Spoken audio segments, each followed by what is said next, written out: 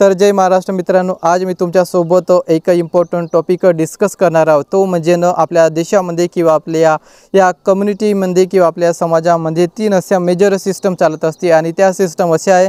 पहिली एक आहे राजकारण, दुसरी आहे समाजकारण आणि तिसरं आहे विनाकारण। तर या तीन सिस्टमबद्दल मी तुम्हाला शॉर्ट इन्फॉर्मेशन देत असते आणि याच्याबद्दल आपल्या देशातील लोकांना माहिती झालं पाहिजे, कारण की हे एक मेजर टॉपिक्स आहे किंवा हा एक मुख्य प्रकार आहे आपल्या समाजामध्ये किंवा आपल्या देशामध्ये हा कंटिन्यूअसली चालत असतो। तर पहिलं आहे राजकारण। ओके, तर पहिलं आहे राजकारण। या राजकारण सिस्टममध्ये आपल्या देशातील जे पॉलिटिकल लीडर काम करत असते ते कुठल्याही पार्टीचे असू शकते तर हे जे राजकारण हे आपल्या देशामध्ये खूप मोठ्या प्रमाणामध्ये चालत असतं। आणि त्याच्यानंतर आपल्या देशामध्ये मुख्य प्रमाणामध्ये चालणारं समाजकारण आणि आपल्या देशामध्ये काही अशा सिस्टीम्स असते म्हणजे त्या समाजकारण करत असते, म्हणजे जे आपल्या देशातील सोशल वर्कर किंवा समाजसेवक हे लोकांच्या हितासाठी आणि लोकांच्या कामासाठी करत असते ते। आणि आपल्या देशातील लोकांसोबत किंवा आपल्या देशातील लोकांच्या अगेन्स्ट जे प्रोहिबिशन होत असते किंवा जे अन्याय किंवा अत्याचार होत असते तर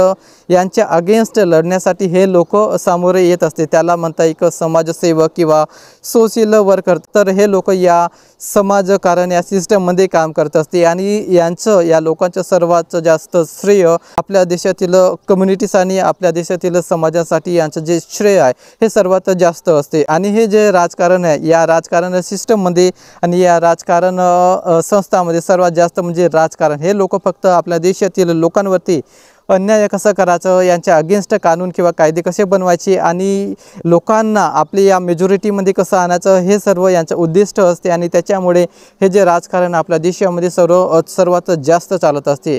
ओके, आणि त्याच्यानंतर आहे विनाकारण। आणि या विनाकारण सिस्टममध्ये असणारे लोक हे फालतूचे असते आणि ह्या लोकांना फक्त हेच काम असते, ही माझी पार्टी ती माझी पार्टी।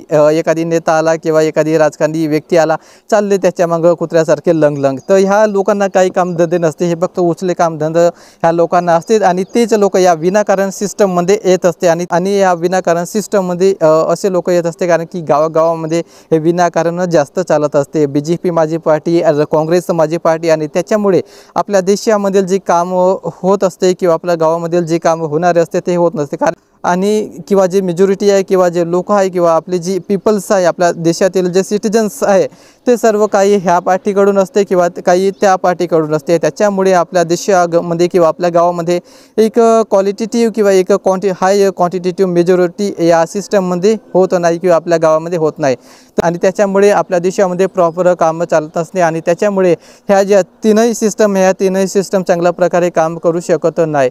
ओके, तर मला वाटते जर तुम्हाला या तीनही सिस्टमला चांगल्या प्रकारे टिकवायचं असेल किंवा या तीनही सिस्टममधील लोकांना चांगले काम करू द्यायचे असेल तर मला वाटते की आपल्याला या तीनही सिस्टममध्ये स्टॅबिलिटी आणि मला वाटते की या तीनही सिस्टममध्ये आपल्याला स्टॅबिलिटी आणावं लागेल आणि ही जी सिस्टम आहे हे स्टेबल करावं लागेल।